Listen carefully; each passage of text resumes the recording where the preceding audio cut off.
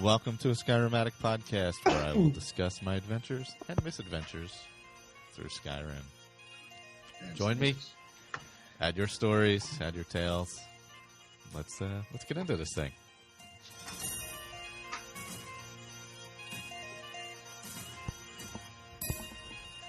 Welcome back. I think this is actually episode 81, Skyrim Addict podcast, and today we have a full house. We have sorry, there's going to be a lot of coughing this episode. We have Colin.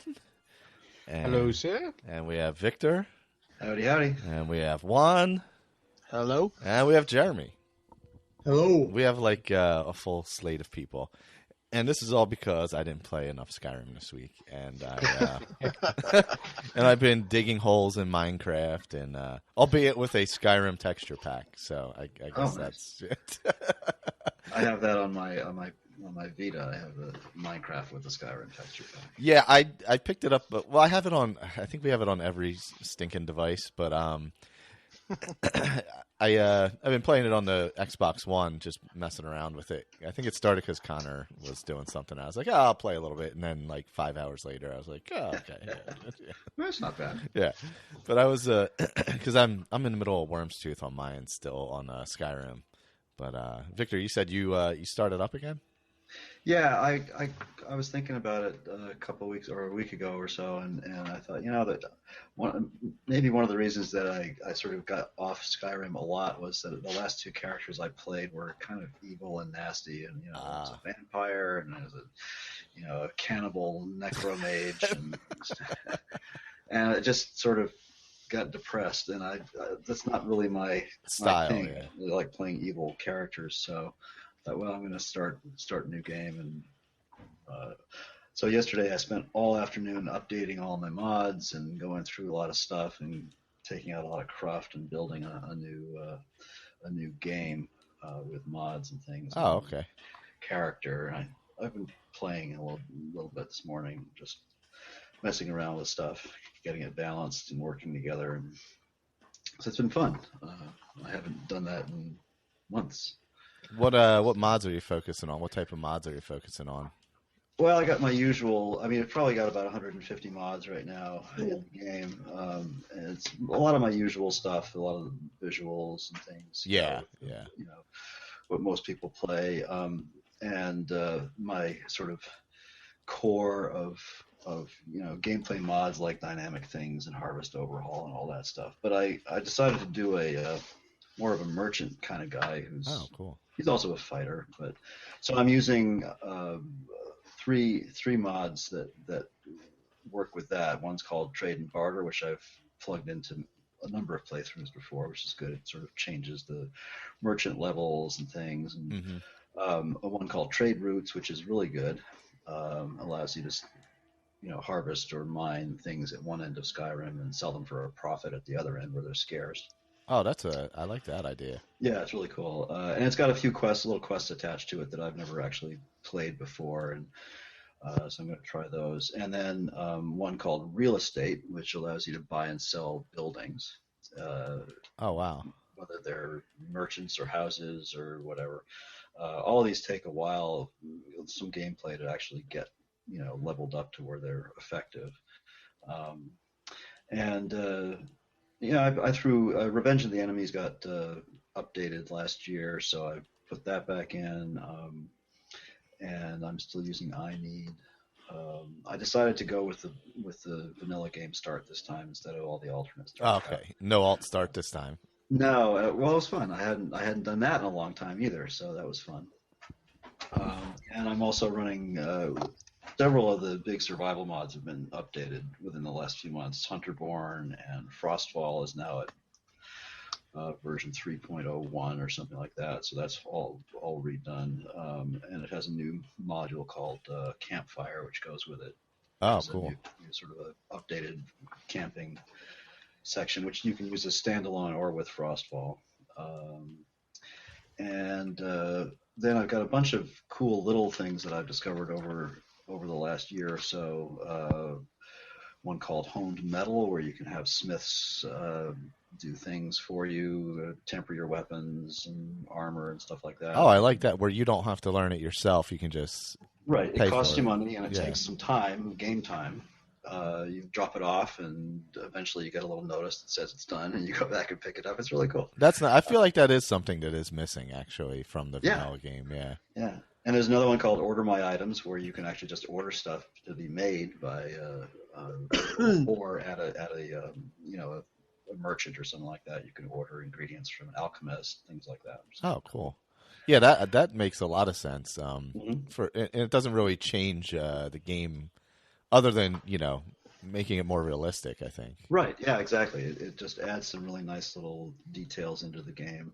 A new mod that came out, I don't know, maybe a month ago, which I just tried out today, and it worked super well. It's a really simple little thing. It's called Simply Knock. So if a house or a business is closed, you can actually knock on the door. So I went up to the drunken huntsman and knocked on the door. It was like 7 a.m. or something like that, and I hear his voice from inside say, "Who's there?" It was great. That is, I like So that. Yeah, so the mod author must have picked, and I haven't tried it anywhere else yet. I must have picked, audio, from the vanilla game and tailored it to the mod. So he said, so you say, "Can I come in?" And he pauses for a second and says, "Okay," and he unlocks the door and you walk in. It was great, and so that was fun. Yeah, that's another nice non-game breaking kind of thing, or non. It doesn't overpower anything. It just makes it more realistic and more reasonable. Yeah, it just adds some. It feels really good. And then, of course, I'm using Ordinator because that's really become my favorite perk overall.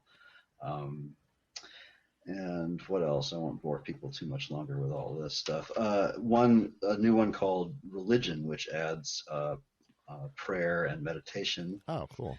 And you can sort of decide which of the divines you want to concentrate on, and that it gives back. If you pray to one of the divines long enough, the divine will shower you with blessings. Yeah. Or if you do things that the divine doesn't like, the divine will shower you with something else.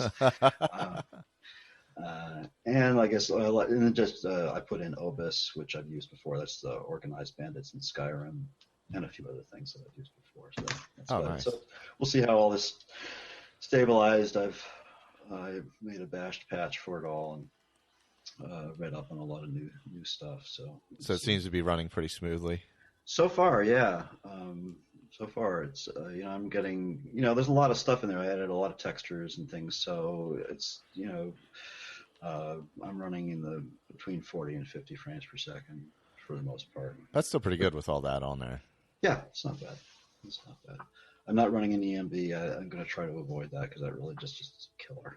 So. It drags everything down a lot. Oh my god, yeah, big time. I also threw in Falscar, and I'm thinking of adding Worm's Tooth in. I'll hear what you have to say. I'll tell you what. As far as I know, the issue you had with the voice acting in Falscar, yeah. it's much better. And I'm not through the full story or anything like that, but I'm far enough in where I've talked to people and things, and it's just far superior in that realm, where it's not overly wordy or anything like that. It feels real natural. Yeah, it feels like part of the game. So I gotta say, it's definitely way better in that aspect. I haven't done a lot of exploring in the on the Worm's Tooth Island yet, but what I've seen looks pretty good so far.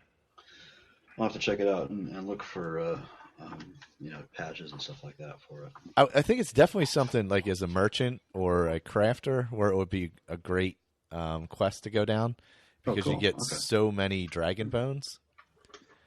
So you can make like a ton of dragon gear and either sell it or use it, depending on how your character's going. Oh, cool. Yeah, I'll check and see how many of my mods need patches for Worm's Tooth, if any. So yeah, because I'm completely loaded down with like dragon bones right now. So. I took nothing with me, and I don't even know, because they weigh so much. It's like 15 for each one, and then 10 for the scales. So And then there was I'm high. I think I'm level 40 something, so I'm getting like Elder Dragons and stuff. And I think I have some Dragon mod on also, so I get some other types. But I get like 3 of each. So I mean, right there, you're like 75 weight right there. Yeah, yeah, So, yeah. yeah. I've been thinking of putting in Elemental Dragons because Colin liked it so much, but I don't know how much that's gonna drag things down or how scripty that mod is. So we'll see. Didn't someone say that there's a mod that's kind of like a bag of holding for Skyrim? Oh, is it? That would be nice. Yeah, because I thought Colin or is it like a teleportation into a home or something? Oh, Yeah, Mighty Magic has a teleportation spell. You can mark a specific area to travel to and from. You've also got one that you can directly travel to the Hall of Elements inside the Mages Guild. Oh, that makes sense because then you can go right to if you're the Archmage, you can go right to the quarters. Yeah. Okay, So what's yeah. the bag of holding? Bag of holding is like a big. It's kind of like let me think.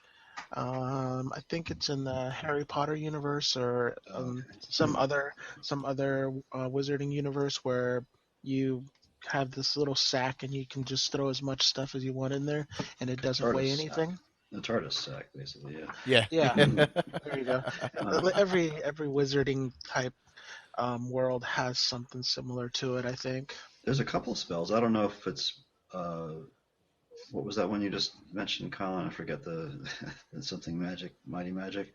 Yeah, Mighty Magic. Yeah, one of those spell packages has a chest like that in it somewhere, whether it's Grimoire or Apocalypse or. He already has a spell for extra 100 carry weight, but Oh, there actually is a spell in Worm's Tooth that gives you extra 100 carry weight. Oh, okay.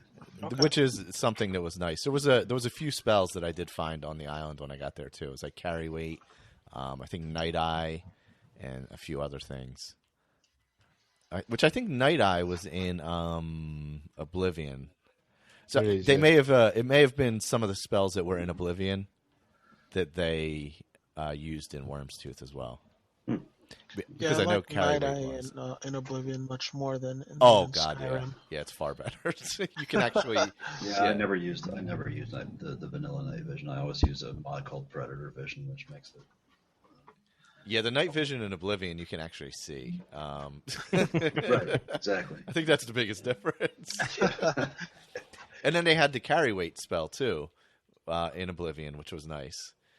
Right. And then it was different levels depending on how leveled up you were or whatever. But there's some kind of chest spell or power or something somewhere, either a mod. I remember Gopher using it in one of his playthroughs. But I don't remember where it came from. Need an Ender chest mod so I can just stick stuff in a chest and go pick it up wherever.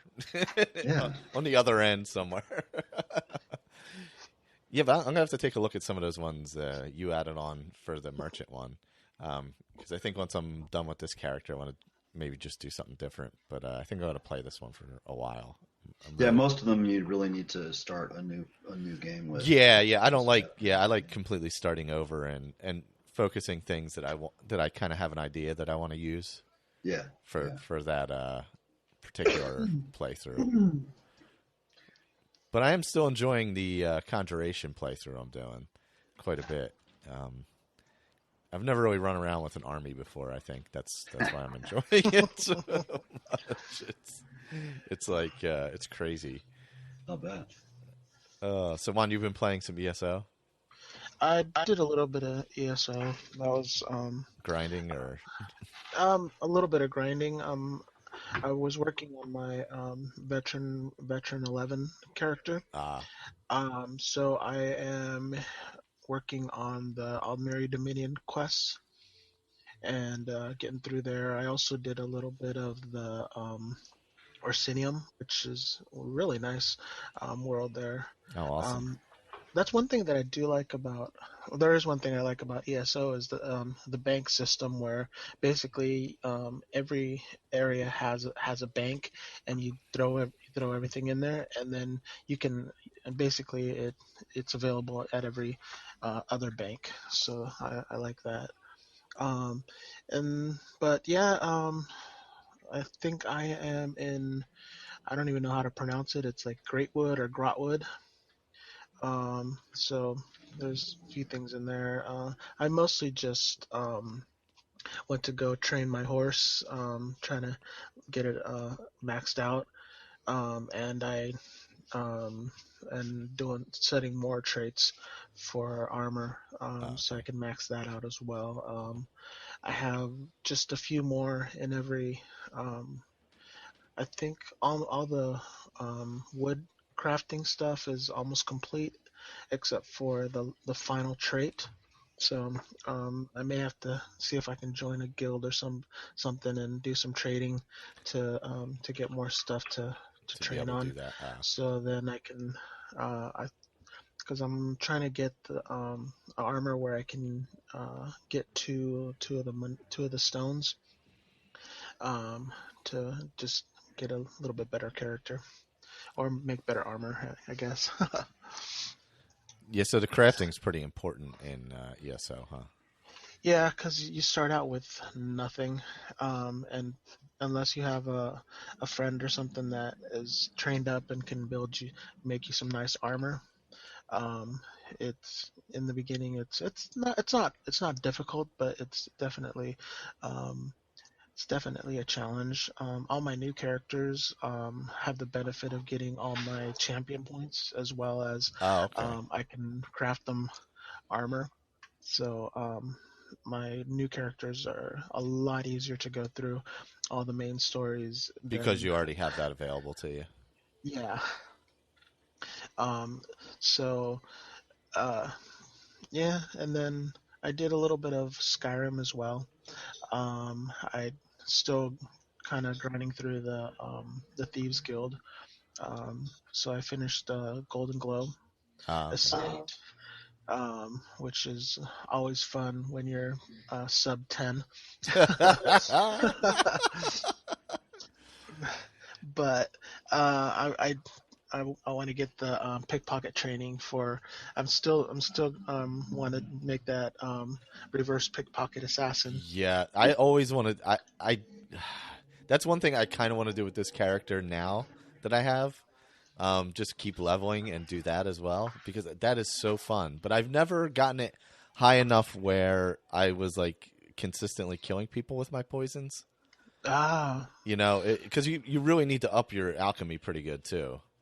yeah, or just throw a bunch of poisons in at once. Yeah, yeah. Have really extremely high pickpocketing or have both the combination of high pickpocketing and high alchemy. It's probably easier to have the higher alchemy, I would maybe. Well, I had the pickpocket at one point. Well, I had the pickpocketing up super high, where I mean I was able to just take armor and weapons. But for some reason, the final bosses you cannot pick them. Oh yeah, yeah, they're pretty tough. So yeah, so I just want to take that to the next level where I and do the reverse pickpocket because in Skyrim the sneak is so overpowered, I Oh guess you, yeah. you could say, because if you have it high enough, you just disappear. Like nobody's. And Yeah, you could be right in front of people. I've like walked into Draugr and they're like, yeah, and you can actually bump them, and they they yeah, don't they even still don't react. know you're there. Yeah, yeah, it's definitely overpowered in that aspect for sure. Yeah. Yeah, I think that's why Archer is one of the most popular play styles is because of the sneak, how good the sneak is in Skyrim. You know, Right. because you can pretty much hide and shoot people. I think that's why that's always been pretty popular. Well, and it's a better because in the vanilla game, the combat really isn't that great, Yeah, no, that's true. and so yeah, the archer play style is more satisfying. Yeah, that's true. And the sneak though is so. And then when you add invisibility to it, if you get like that spell or something like that, it's ridiculous. You can pretty much do whatever you want wherever you want. Yeah. Yeah, I remember your Iron Man character. Oh God, yeah, that's right. I forgot about him. Oh God, I had fun with that. Where I just played with the iron gear. That was pretty fun. Yeah, and daggers. That was It was. Watching some of those videos, I learned some really nice tricks there, like the combination of the invisibility spell and sneak attack and all that. Yes, yeah. I haven't played double daggers in a long time, and it was one of my absolute favorite play styles starting out. Was going, backstab, double daggers, 15 times damage with each one. Yeah, it's got some great kill moves too. Oh yeah. When you just sneak up behind them and then they're done, it's like it's so good. I like the where you walk behind them and slit their throat. Yes, I found like I kind of got a tempo for that. I think if you were moving and hit the attack button, but you had to be moving slightly, it would do that one pretty consistently. Oh, okay. That's what I found anyway. I mean, it could have been just me thinking that, but it seemed to be when I stopped, it didn't show up as much as when I was, slowly creeping up and hitting into the attack as I was creeping up. Okay. So I'd try and time it to see if that, would give me that. Because that was my favorite one always. Yeah, I might have to try go back to the double daggers with this character. Right now he's using a battle axe. Oh, yeah. I used the double daggers when I was in the Dark Brotherhood the first time through, and really, that was a really fun way to do it. I mean, I'm playing on Master this time. I don't want to go up to Legendary, but I'm playing on Master, so he actually, first time I've ever died in that Helgen. Oh, in Helgen? Oh, wow. Yeah. Wow. Yeah, I got one shot at it there. So, but that's when he picked up the battle axe and started wailing around with that, and that took care of things. Yeah, I think I was killed by Alduin once in Helgen. Oh wow, I've never had that happen. I've been killed in Helgen plenty of times, but I don't think it was by Alduin.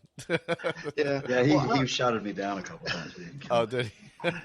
Yeah. I was just kind of like, well, I wonder if you can actually die while you're, because I hadn't even gotten my the bindings cut off yet. Oh wow, So, wow, you can die I was just kind of looking around, going, okay, Next thing I know, I see Alduin right in front of me go. Oh, and man. It even did the kill cam and everything. I was like, okay, wow. so you can die. And you were still in the bindings? Wow.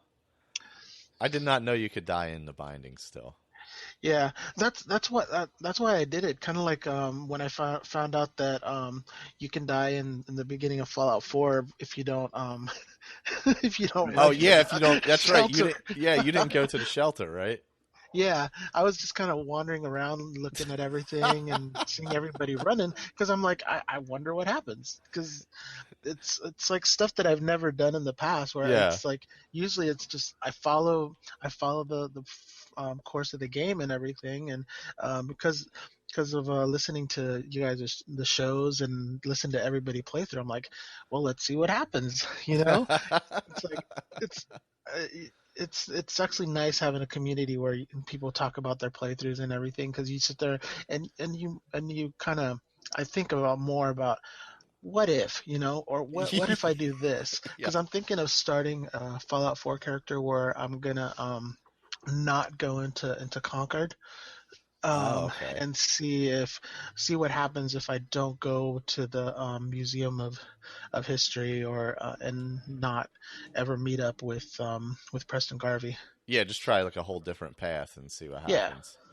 Yeah, that is something that is really great about it. Is there are styles I would have never ever ventured into, but until people mentioning them, and then I'm like, man, I should really try that. Why am I not trying that? That sounds really fun.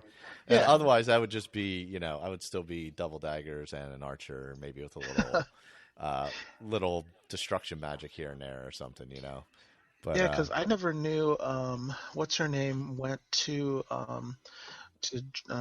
what is it, Dragon's Reach, or in the beginning of the game, what's her name from the Blades? Delphine.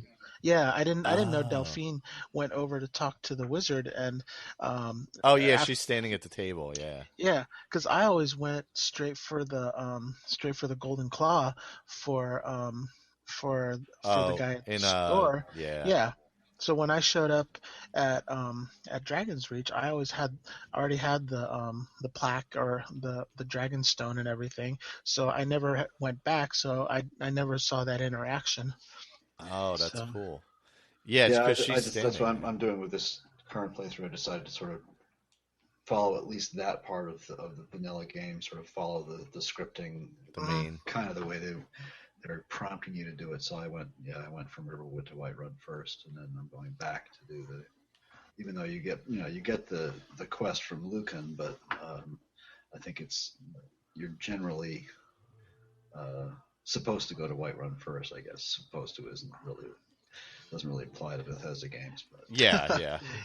It seems kind of counterintuitive too, because if you think about it, it's like, well, you got this place just right here, or I can go all the way over there and then come back to it. where Bethesda games, you kind of sit there and go, ooh, there's a cave, ooh, there's a path, let's see where that goes. Yeah, let's head there, let's do that. Yep. Yeah, that's the way I feel like they should be. If you go back to the inn on your way back after, so if you go to Whiterun, get the quest, go into the dungeon and get the Dragonstone, and then come back, but go into the inn on the way.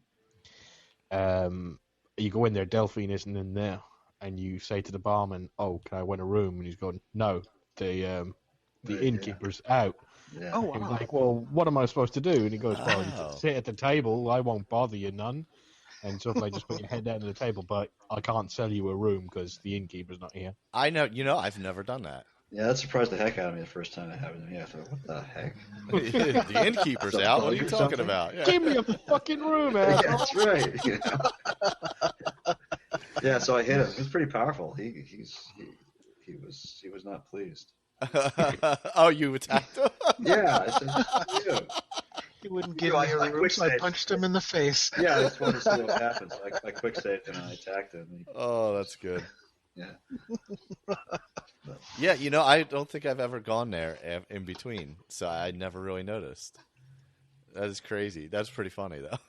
Yeah, and once later in the game, right? Once she's gone to do her thing, you can't rent a room anymore, right? Oh, I've never even tried. I thought somebody else took it over. Or does she tell him to take it over?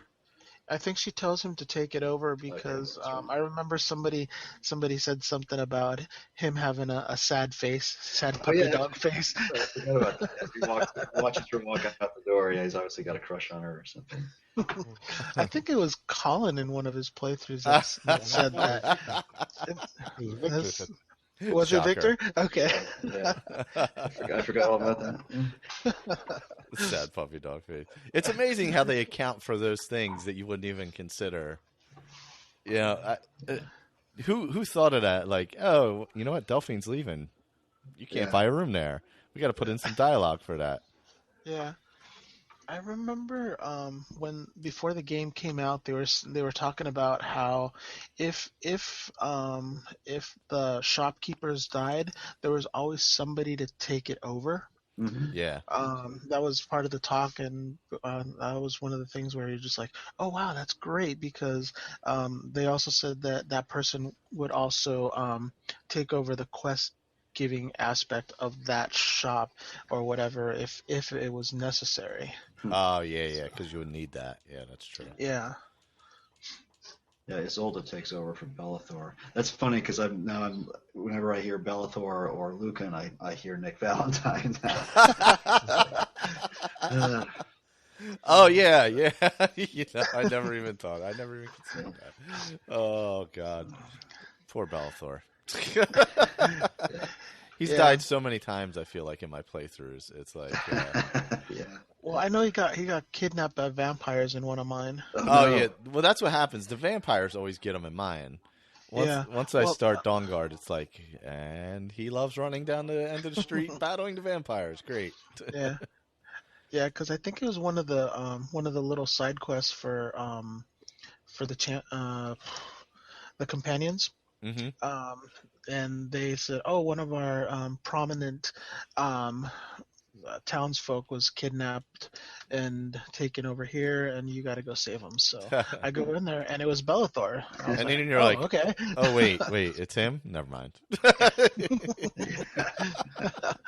It's like, well, yeah, that's a shame. Yeah, that reminds me. I'm gonna have to load in Run for Your Lives because that does annoy me when too many people get killed by vampire attacks. Yeah, well, it becomes, especially in some like in Whiterun, you can wipe out Adrian and Yeah. Bellathor, all and Ysolde, all in like one fell swoop. Yep. One Yeah. attack and they're all dead. And you're like, oh, Well, losing Adrian is probably the worst because yeah, you lose basically two vendors right there because then you just have her husband inside and that's it. yeah, that's true. That's true. Yeah, he does stay open, but that's the only good thing. Yeah, because I know that I usually exploit the fact that when she's outside and he's inside, you get double the sales.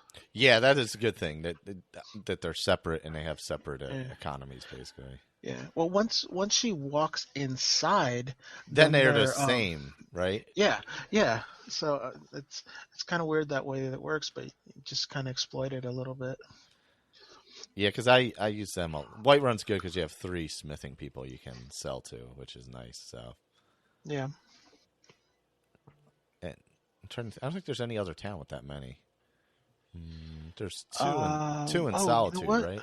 Your favorite is Markarth. Is there? 'Cause I don't spend enough time there to even know. Yeah, because Markarth has the orc outside who's That's right. who's training the Yeah. guy, and then you have the orc who is inside, who works for the king. That's right. I totally forgot about that. The guy all the way back up in the palace area there.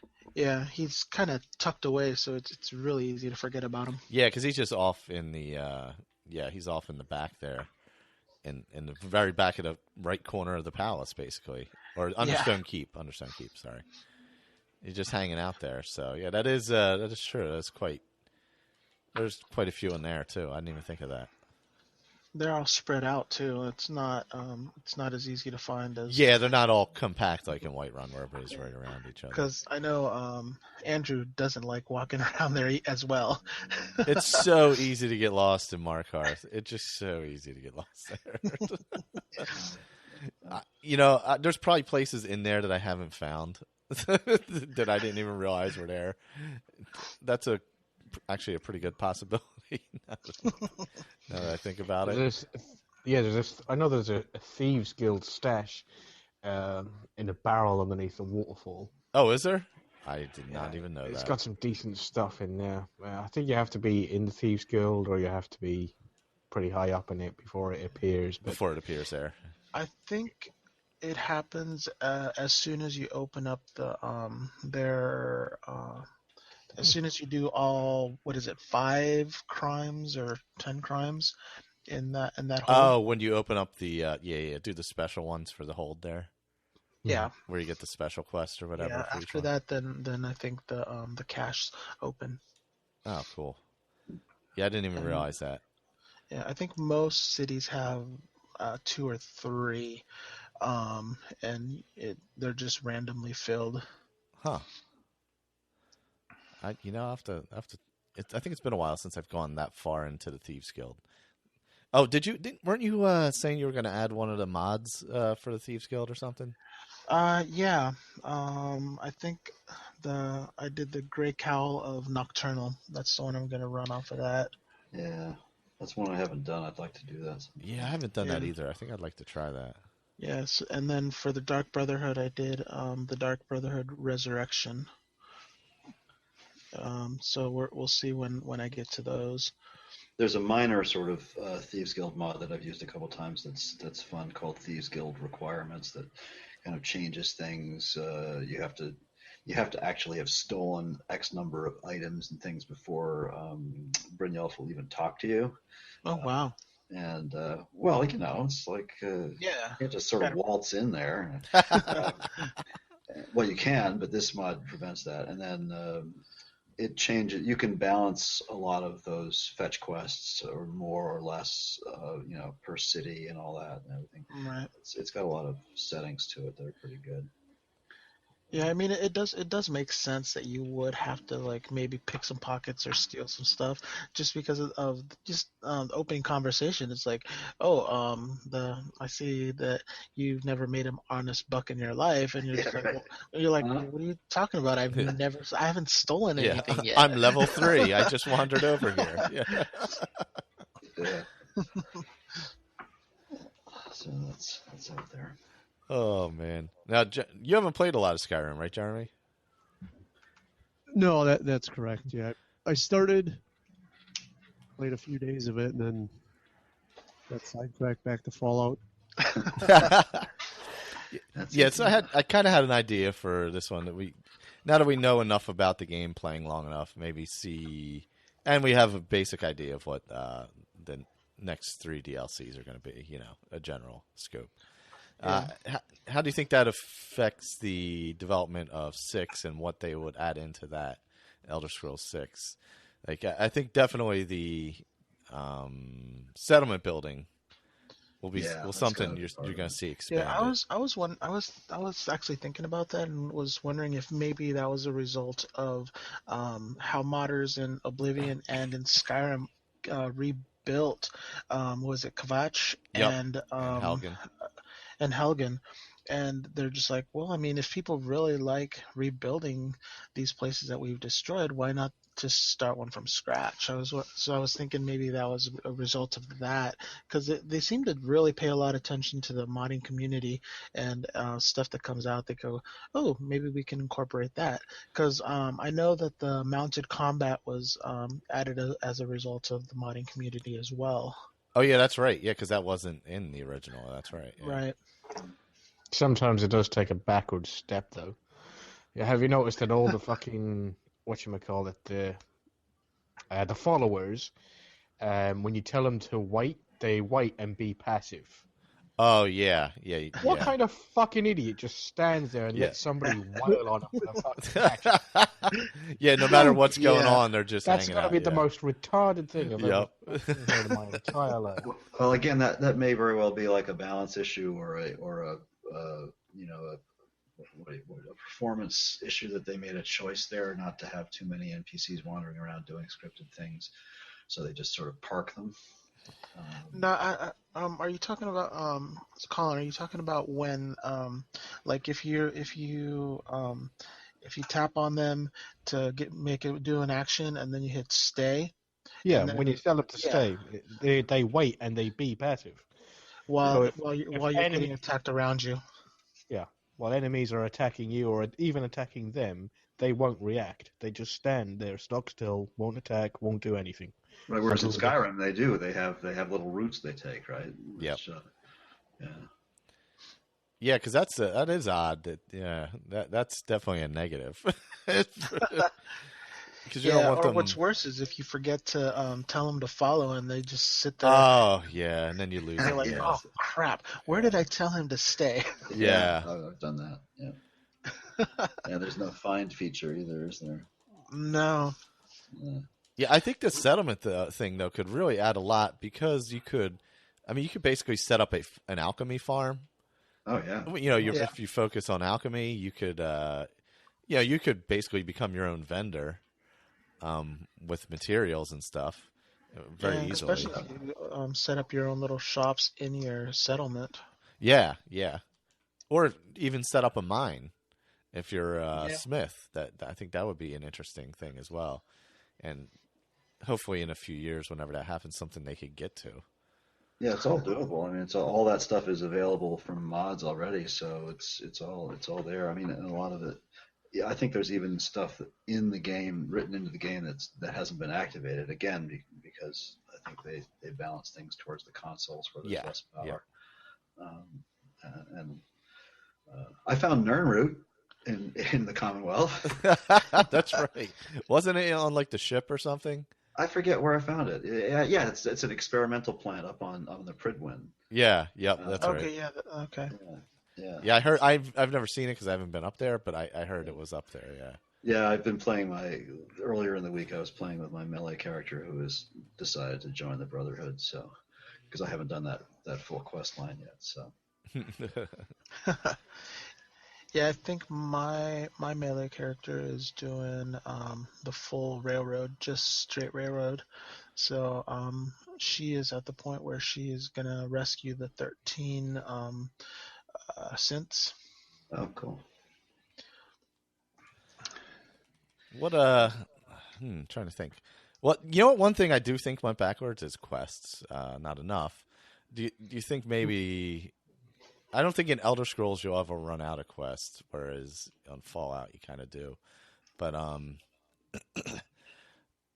don't know. Is that backwards or is it just a design choice? I think it's just a difference. Yeah, a difference in the games themselves, I would say. Yeah. I think part of it is just the fact that bombs dropped. Yeah, it's more of a finite. A lot of the population disappeared. Whereas Elder Scrolls games, it's a thriving world, right? Even if it is being attacked by like Daedra or something. Yeah. Although I am looking forward to the was it Far Harbor? Is that the one that they say? Yeah, full landmass. Yeah. I know with that one, it should be. Well, I mean, they're saying it's the biggest landmass they've done, right? Right. Yeah. And if it's anything like Solstheim, it's good. It's got to be bigger than that, which is pretty big in itself. There could be a lot of nice quests, definitely, to make the game a lot bigger. Yeah, I think that's. I love the add-on maps. I love that in Oblivion, and I loved it in Skyrim and in Fallout. It's like being able to go different places, Yeah. Right. I think that's definitely a big positive. Yeah. And did you guys say that they were going to add more Nick Valentine quests? That's what Far Harbor is. Yeah, that's how it starts off. Anyway. Okay. It's a Valentine Detective Agency quest. Oh, nice. That's the genesis of going there, I believe. Yeah, because I mean, he talks about his backlog and just he has so many. It's like, and you go into his office and there's 2. Yeah, exactly. But I think that's something they kind of knew ahead of time and put in, knowing that if they're going to do an expansion, it was a good way to jump off. Right. That seems feasible. Yeah, because basically that gives you like four quests for Nick Valentine, and one of them is part of the main quest. Yeah. Initially, and it's like it would be kind of fun to go around solving disappearances or whatever, like. Just people walk in and my son was he disappeared, he or left or something, and maybe you go have to go up into the go down into the into the institute to find him or something. That's true. There's always that aspect. Yeah. Because there's several separate places to be able to go. So. Yeah, I guess it kind of surprised me that there isn't a Radiant quest mechanic attached to the detective agency. But... Yeah, that is a little strange. I thought that would be the case as well. I don't know if it was because the Radiant quests in Skyrim are generally pretty good. The Thieves Guild ones can get a little repetitive. Well, yeah, I was going to say if you don't mind sort of endless rinse and repeats, but that can be fun too. Yeah. Well, and the Dark Brotherhood is the same way. Sometimes you end up killing like the same people over and over. It seems like. Yeah. Oops. Yeah. So I wonder if they're trying to avoid that a little bit, and they erred on the side of caution, and it was just a little too tight. Yeah. As opposed to Skyrim, where you get endless Radiant quests, but then they tend to repeat a lot. I mean, I wonder if there, I hate to say this, I sort of wonder if there's a possibility that they may not even be developing or intending to bring out an Elder Scrolls 6 anytime soon. I mean, if you look at the development cycle, sure, well, maybe it's like 3 years away. I just wonder. I mean, they're talking about 3 brand new products that they're working on. Yeah. And there's this big announcement coming up in June, which I thought was going to be. Originally, I thought, well, they're going to announce, DLC for Fallout 4. Well, no, that's off the table now because it's already announced. Yeah. So, and Doom is coming out before that, so it's not going to be the Doom announcement. I am curious as to what that's going to be. I'm going to guess we're going to get some of the Elder Scrolls. What was it, the card game or whatever? Well, the card game, but that's kind of minor. Why would that's not a huge. There's got to be something big with the new stuff that they're announcing. Right. I mean, it could be a Wolfenstein 2. That would be fun. It was a great game, and the reboot, and the DLC they brought out for it, the Old Blood, was pretty darn good too. I don't know if any of you guys played that, the Wolfenstein, the New Order or whatever they called it. No, I haven't. Oh, it's really good. It's really worth it. It's really, really well done. It was like 2 years ago now, I think. Yeah, I am curious to see what they are going to announce, actually. Because if they're doing E3 again, a whole separate event, it's got to be something pretty big, I would think. I would think so. And I mean, they sit there and they say, oh, we don't want to do big release of Fallout, big release of Elder Scrolls, but I mean, there would be a lot of disappointed people if they just decided not to release Elder Scrolls 6. In the near future. I think the reality of Fallout is you have 2017 is probably the end of your DLC. That sounds really good. Yeah, kind of like how Skyrim's DLC was a year or so out. Not a year, like a year and a half it ended. The DLC. Yeah, and the fact that they already had to move up the release date on some of the DLC as well because just the big drop off of people playing because it seems like, and maybe they're still trying to ride that the fact that there is still a lot of people playing Skyrim that Oh yeah. I think they've said now that Todd Howard made some more comments at the DICE thing last week, and I think he mentioned something about the GECK, the creation kit coming out. March. Yeah. And I think they were hoping for April for the consoles. Right, and the console mods in April. So yeah. That should breathe new life into things. I'm sure there's guys out there who are got stuff ready to go, but they just need the GECK to put some finesse on it. I mean, Fallout 4 has already gone past Morrowind on the Nexus in terms of number of mods. Yeah, so it's like top 4. I mean, of course, all the Bethesda games are basically the top 6 games on the Nexus. Yeah. Anyway. Wow. Well, I mean, there's 40 now. There's like 47,000 Skyrim mods alone. Wow. Which is twice as many as its nearest competitor, which is I think Oblivion, I believe. Because Oblivion has a ton on there also. Yeah, I guess it's just the fact that it is so open world, and there's a lot of room to really play around with because it's not linear in any way, which is why you do have some of the little glitches and stuff as well, because if you don't do things in a certain order because you don't have to, it will mess with the story, and there's hundreds of thousands of different people playing, and every one of them is playing their own story. I mean, because some people will sit there and go, oh, I'm going to go into this cave. Oh, I met up with this person here, and then somebody else is going to look at it and go, oh no, I want to go past here. Oh, there's a big building or or a big ruin or something, because everybody's attracted to different things, and there's so much landscape and just different types of things I mean, you have caves, you have camps, you have old ruins, you have cities, and it's just something for everybody.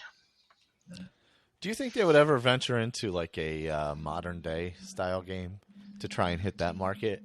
There's some speculation about that, and then another one is space, which would just like totally turn me off totally. I have no interest in that at all. Yeah, space would be. I think it could be great or it could be a mess, all depending on how it goes. Well, and there's so much stuff out there already that there's a lot of games that are doing that and that have done it. Homeworld was one, which was a great game.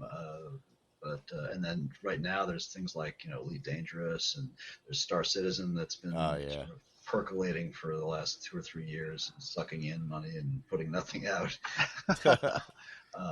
And what are some of the other big? And there's No Man's Sky coming out. That's right. I forgot about that. Maybe this year. Who knows? It might be interesting, but I don't know. Yeah, I think the thing that makes space a little bit difficult is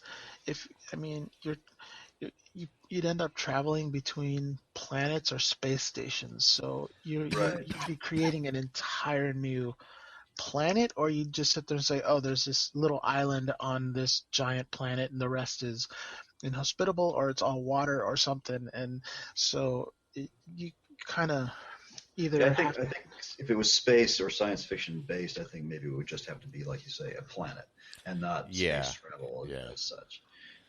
That makes perhaps more sense. Yeah, or like a ship in a planet where the ship is large enough and 2 separate areas on the map, basically. Yeah. But they're large enough to explore. Yeah. I've heard some people. The one that really would I would love to see, but they probably wouldn't do is a Western. Oh, that would be interesting too.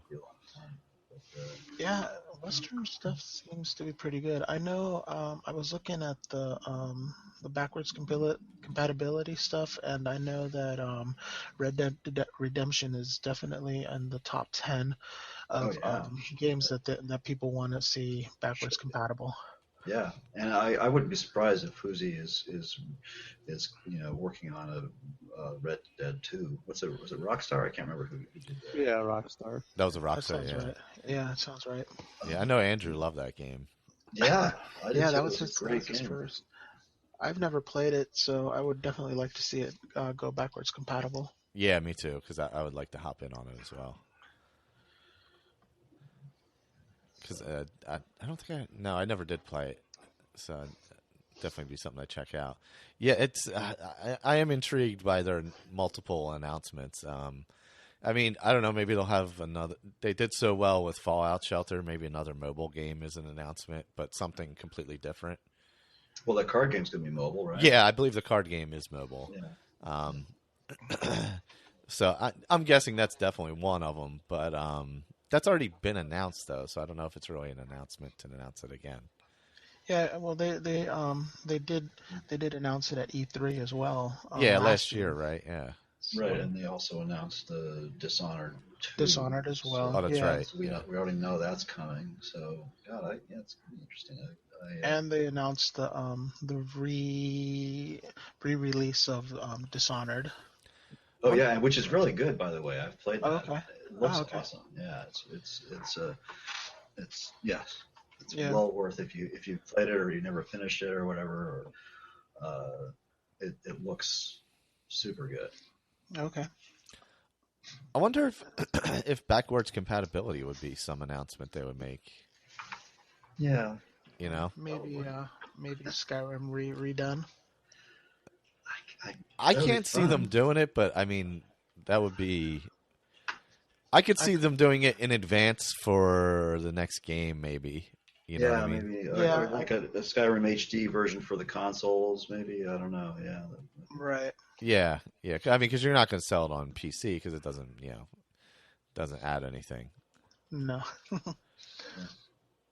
But yeah, I mean, maybe that would be something in preparation for Elder Scrolls 6. They would. I mean, something. If they did a Skyrim HD for the consoles with some new doesn't have to be huge, but some new Quest. DLC for it. They'd sell millions. Oh God, yeah. Yeah. Yeah.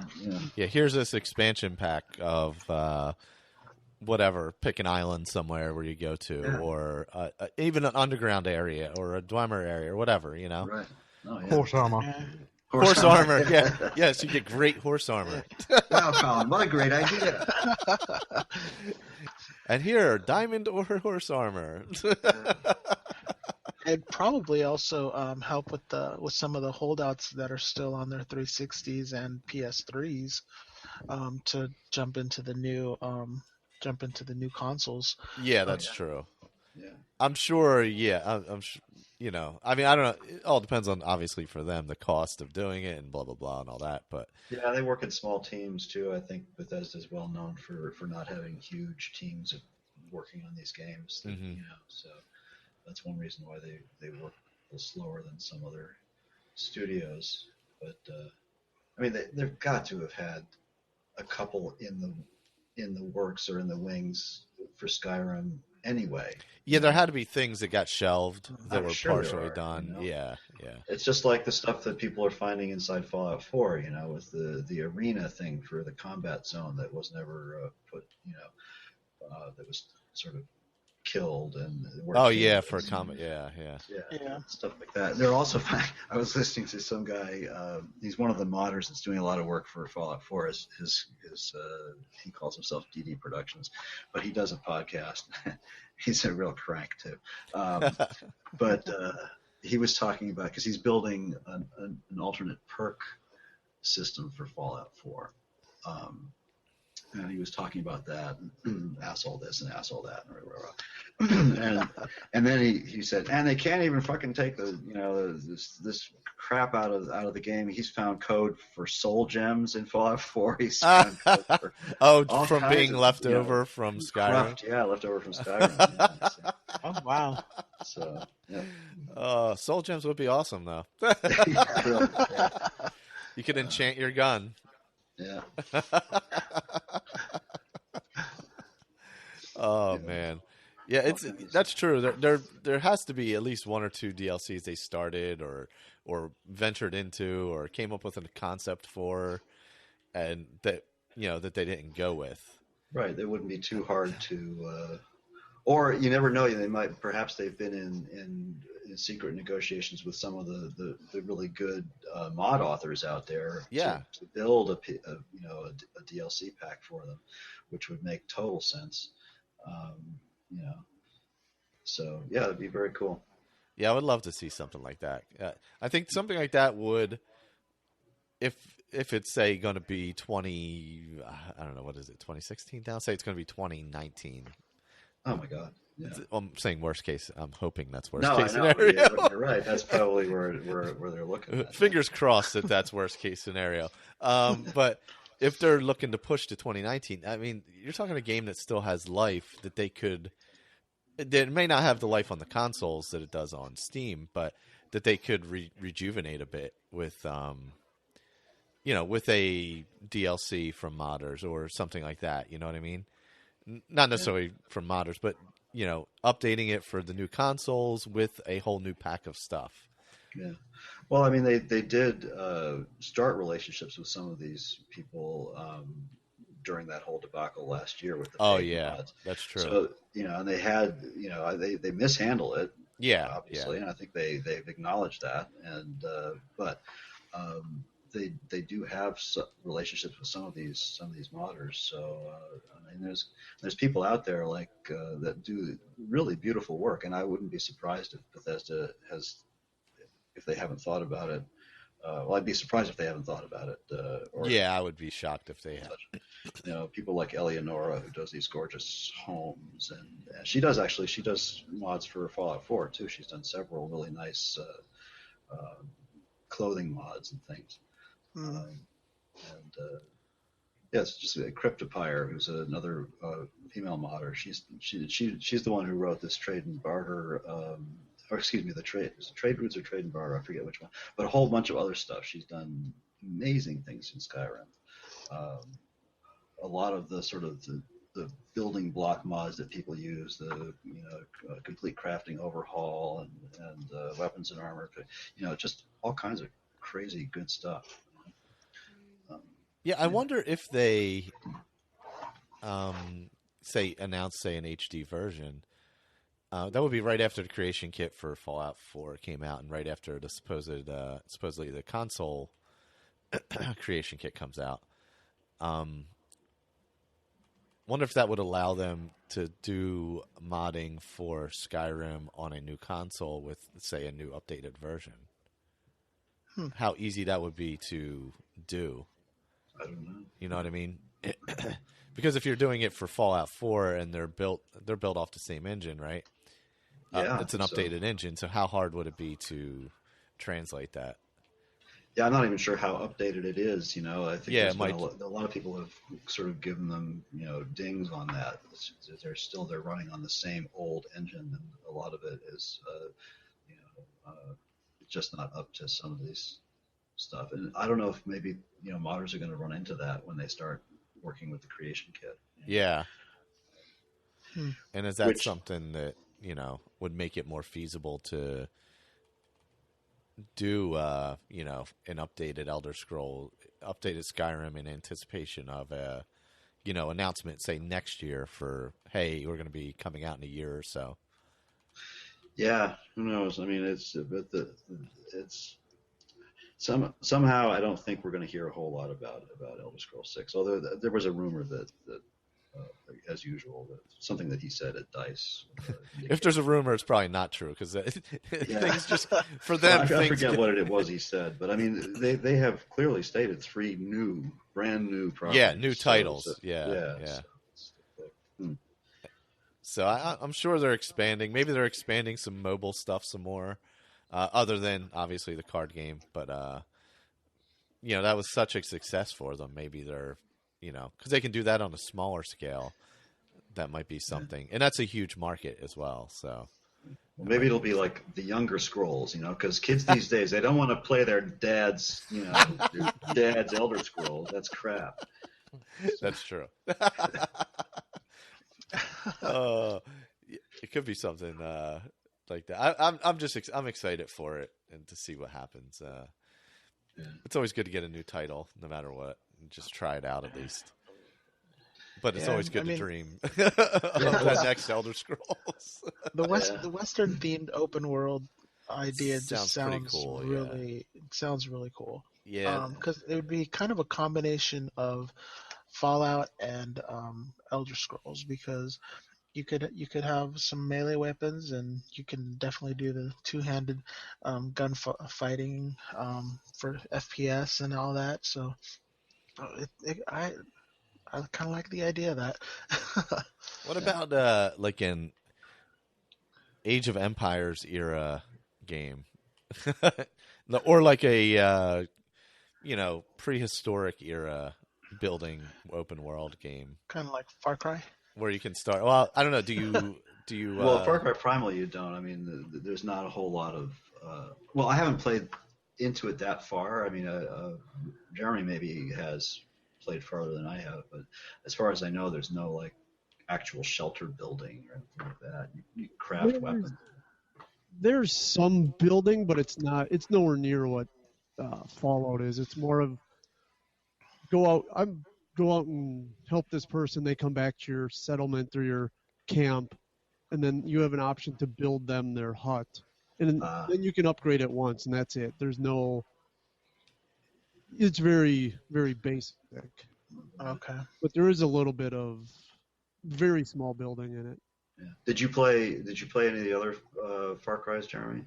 I played 4. Yeah. 4, okay. Which is basically 3, in a different setting. So yeah, it's a similar game. I didn't play a lot of 4, but I finished 3. So is the sort of the crafting stuff kind of like 4? I've only done a little bit. I made a club and a bow and did the first couple of quests, and that's about as far as I've gotten. Yeah, it's similar. You have to go out and find certain items that are obviously all over the map, and that allows you to craft certain items. So Yeah, I think I'm about 10 hours in. I'm not very deep into it, Mm-hmm. but it's fun. It's you venture up into the north. I think there's some cold areas where you can only stay in the cold for I think 4 or 5 minutes, and you have to get out. Oh wow, Or else that's cool. freeze. So I there's like that. yeah. I mean the bears are a pain in the ass. That and the tigers, and you piss off a woolly mammoth, you're in for it. I'll bet. Lions and tigers and bears. Oh my. Mm. It looks great. It looks good on the PS4. It's a little bit crinkly, like a lot of PS4 stuff is over sharpened, and they don't do a lot of anti-aliasing because that really kills the frame rate. So, but other than that, it looks really pretty. Yeah, watch out for the crocodiles. Okay. I've only I've only ran into them when I was swimming. Oh no. But if in one of the trailers they showed it basically coming out of the water and grabbing someone on the shore. Okay. So anytime I'm around water, I'm freaked out. Yeah, well, see, I have a morbid fear of deep water in real life, so I don't go into deep water where I can't see anything, even in games. Even in the games. No. You want to terrify me? Yeah, dump me into a lake somewhere where I can't see the bottom. Yeah, yeah, I'm not a big fan of that myself. There's always noises in Primal. There's always the background noises of animals, and you never know what's got your scent and what doesn't, and it keeps you on edge. That's cool. That's what freaks me out about games is all the background noises. Even like in Fallout where you start hearing creaking and or stomping. Yeah. It's amazing how the game sucks you in. Yeah, sound design is awesome. I love that. Yeah. I think they've added some more stuff as well. So I was in Jamaica Plain the other day, and it got really quiet, and I could hear was it crickets or grasshoppers or stuff like that out Nice. on the walls. And I think they've also added flies to dead bodies now. When you come across a dead body, they've got loads of flies swarming around them. Oh, nice, wow. nice. I think that was I don't know if they added that. That rings a bell, or maybe I'm thinking of another game. I never seen it before. I've seen it quite recently, so I was thinking maybe they added it recently. What was I going to say? What I would like to see them retain from Skyrim, which they haven't done in Fallout 4, is, I think we mentioned it on the roundtable, is where you can your settlements, you can create a new cell, so you go inside somewhere.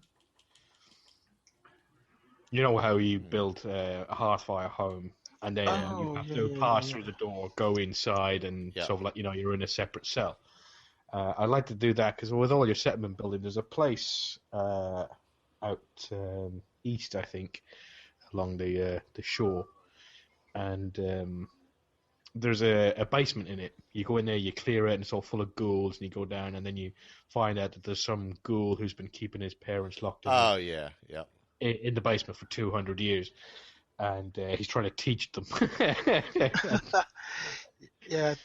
And you go into that basement, and you can't do anything with it. You can't clean it up. You can't get rid of the dead bodies. Yeah, that's not part of the settlement technically. Yeah. No. Yeah, so... there's a few. I think there is another one that's the same way. I know the one you're talking about. It's over on the east side. I think it's just south of the cottage. Yeah, it's along that side anyway. But yeah, it was just annoying that you don't get a separate. You go through a door and then you're into a separate cell, so you're not in the outdoors world. That certainly saves performance, because there's so much with all the settlements that aren't. I'm sure, if you build up. How many settlements did you have, Michael? You said you had 31, I think. And did you have lots of buildings on all of them, or? I've built on most of them, yes. Do you feel like it's affecting your performance at all? No, the load screens are very long. That could be part of the reason why. but I don't feel like they're like Skyrim on console long. So Yeah. Do you have a lot of them linked? Are they all linked? With, they're all linked, yeah. So I mean, I have a lot of stuff. So yeah, I mean that's definitely something they didn't figure out from Skyrim, how to cut down on the load screens. Yeah. That I can guarantee I think you. fixed the load screens a little bit by picking up all the weapons in as I kill people, Okay. and then I'll just put them in a storage bin once I get overloaded. There you go. I didn't even think of Really? that. Oh, because Yeah, they persist in the environment. Yeah, I guess that. Yeah, because I think I've mentioned in the past, I've actually put them on the bodies before, and then when I'll kill raiders, sometimes they'll have like their main weapon, and then it has two pipe pistols, and I'm just like, okay, so I've started putting it in containers, and that's actually fixed it a bit. Since it's sitting in a container, then it doesn't have to remember exactly where it is on the ground in the world, because the bodies disappear, but the weapons do not. Yeah. Now, would a Except better for cleanup tool? the raider and the dog in front of Yeah. Sanctuary. That they stay there forever, right? Yeah. Or they come Yeah. back if you throw them away. Yeah, I keep throwing Yeah. his body down into the river, and then I'll come back a couple days later, and he's back up there. Yeah, yeah. I was like, come on. Yeah. I know. So I wonder if you have to throw them over and then save.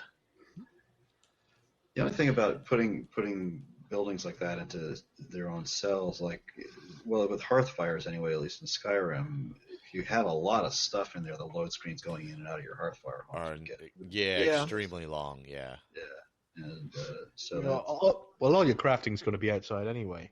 What I'm saying is like, you know, a household where you can go in and have Yeah. a proper household, like a Hearthfire house, not like, because all your crafting stuff is going to be stored outside anyway, because you're not That's going to true. have, you're not going to be able to have like, you know, your power armor station and or your weapon stations inside. yeah. I think that was one of the biggest problems with the load screens in Hearthfire was having all that crafting inside. So you ended up storing everything inside. You know, because you had your armory room where that was basically where I did all my crafting for my weapons once I would build them. And so I'm storing, you know, 8 billion things in a chest over there. And Well, but then a lot of the Hearthfire homes, you'd have your smithing in the basement, which is another load yes, screen. a whole nother load screen, yeah.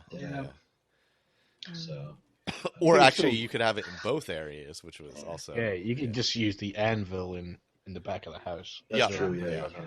Yeah, I mean, you think it would actually decrease on the load screens just because you're entering such a small area, but I don't know. It's I don't think the space matters. It's what's in there. It's like, you know, you have 15,000 blue mountain flowers. You know.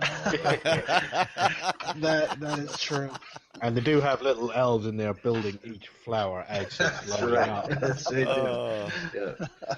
Well, once they get leave from Santa, they're working for the Yeah, they're building every piece of alchemic ingredient you have. That is true. You know, and you collect so much more stuff now in Fallout 4. I end up with a bunch of junk in Skyrim, even when I don't intend to end up with a bunch of junk. Like, you know, alchemy ingredients and things like that. Not junk necessarily, but Yeah. So I end up with that now. If they add settlement building to Elder Scrolls, how much more shit am I gonna have? Yeah. Well, maybe they'll. I mean, they are good. They are reasonably good at balancing games, even though it seems like they're not. So I'm sure they'd be wary of that. Yeah. Yeah, I think that with an Elder Scrolls game, you'd have access to a lot more stuff. Like the same with the Skyrim one, where you had a lumber yard you could go to. Yeah.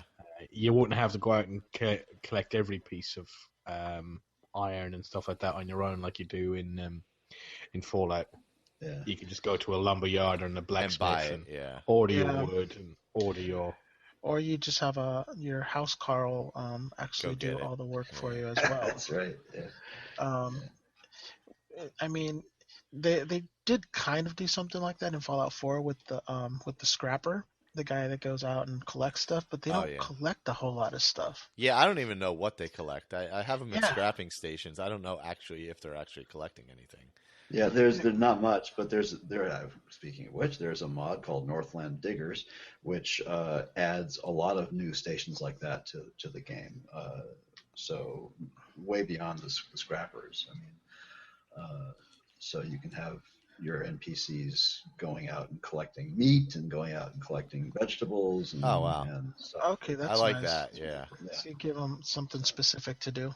Yep. Yeah. Again, it's another way to sort of, if you have a settlement with lots of NPCs that don't have jobs or whatever, it's a way to add jobs to them. So.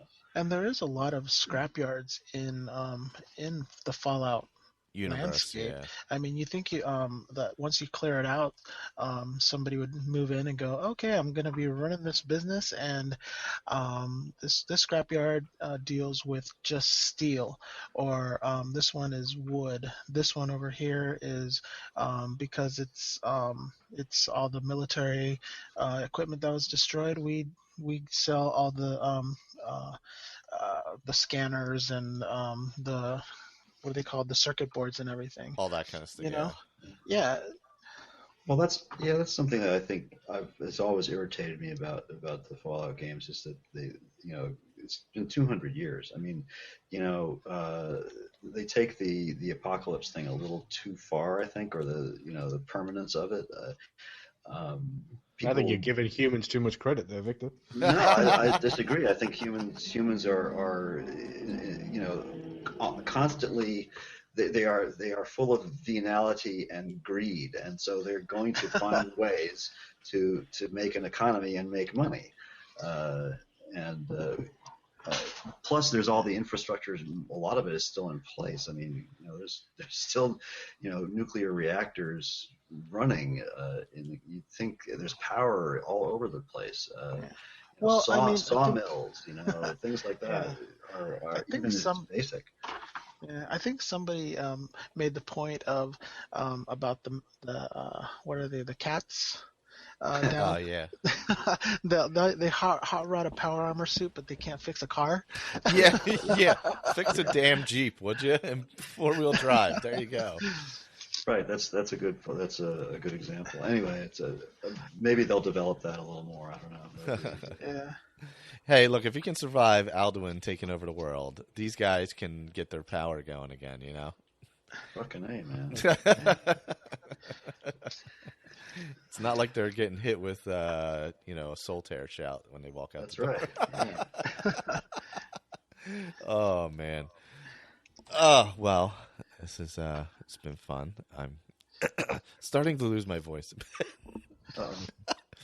But I'm also going to edit the other half of the round table here. So, all right. Good luck with that. Yeah. Oh, really? Great. Thanks. So it should be that hard to do, huh? At least the audio is all in one piece this time. It was a bad stretch of editing for like 3 episodes for me, mostly because of stuff I did.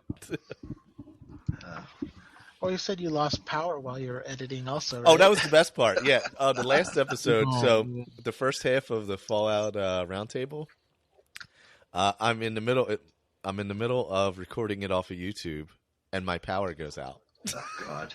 And so I ran a generator to finish it. I ran a generator and hooked up my phone to the computer to share the Wi-Fi with it. There's something poetic about that, Michael. Yeah, it was so Fallout. It was like it was so meta. It was ridiculous. Yeah, because all of a sudden the power goes out. I'm like, it was still daylight. I'm like, what the hell just happened? But my laptop was still running, obviously, because of the battery. And I'm like, wait, there's no signal anymore. Shit, YouTube stopped. And I'm like, oh, damn it. You got to be kidding me. So out to the garage, get the generator, run an extension cord.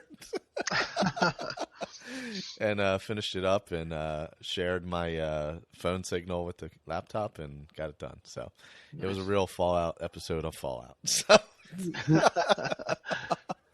it worked out well. Oh, man. Well, Dave has no update for us this week either on of his journeys of McBeta and Macachia. He took a little break from gaming this week. I like the where he says he got a little bit too in depth because that's what ESO will do to you. Yeah. Like he was like, level 5 or 6, and then suddenly 2 weeks later, oh, I'm level 27. Yes, that was great. I was like, wow. Yeah. Yeah, ESO. That's what happens. You're just trotting along, and you're like, I don't know if I like it. Don't know if I like it.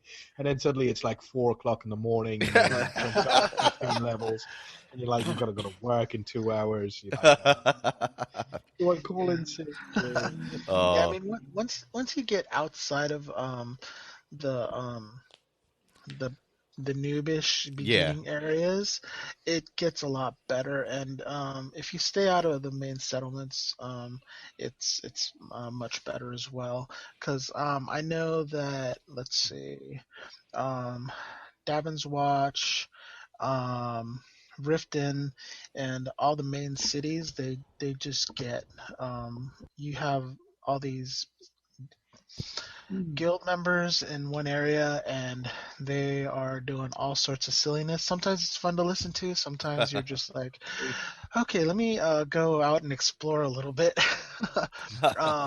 But the nice thing about being in the Aldmeri Dominion with my main character is there is a lot less people over there, because most people they kind of go through their first area, their main, and then they try to do all the DLC, which is fine for me because when I was doing all the other factions, it just made it much nicer, and there's a lot less people. And I mean, sometimes having all those people around is a bit of a pain or kind of annoying, and for some people it can ruin the immersion. But sometimes you're in an area and there's a creature that's a lot stronger, or you're not properly equipped to fight them, somebody will show up and help you out. Oh, that's cool. Eventually. Yeah. So. Yeah, I think I'm gonna have to give that a go again. I mean, it's sitting right here on the Xbox, and every time I start it up, I'm like, all right, am I going? What am I gonna put on? What am I gonna play? And and I've kind of decided. I'm taking a Fallout break for a couple weeks here until we get that next DLC. So I maybe I'll get back into ESO and. You're just going to get used to the pace of the game. It's a very different pace. Yeah, to Skyrim. that's what I found. I think I've had enough of a break, like a week break now from Skyrim, where I can jump in that and not feel like I'm comparing the two. Maybe that might help as well. But I definitely got to give it a whirl again. It's a marathon. You just kind of take your time, and you can read every book because basically I believe every book from all the Elder Scrolls are in there. Oh, nice. So you can really get a feel for the lore, and it's I think you are in not the daggers, but he's in the Ebonheart Pact. Ebonheart, yes, you're in Ebonheart. So the story doesn't actually get really good until you hit Riften. Before Riften. Windhelm. Doesn't get good until you get Riften. And Windhelm is where it really starts. Oh, okay. Windhelm's all right, but Riften is that's the culmination of their whole story, because it the Ebonheart Pact starts as 3 separate factions from the beginning, and they are building to become a single group, where all the other ones seem to already be merged together as one, and they're already doing their thing. That's because the other factions are better than the stupid Ebonheart Pact. Yeah, well, opinion. Dumb Nords. Stupid handbags. Oh man. Yeah, and I think that's the one thing about the Ebonheart Pact is the fact that it's 3 groups that you would not expect to actually coexist.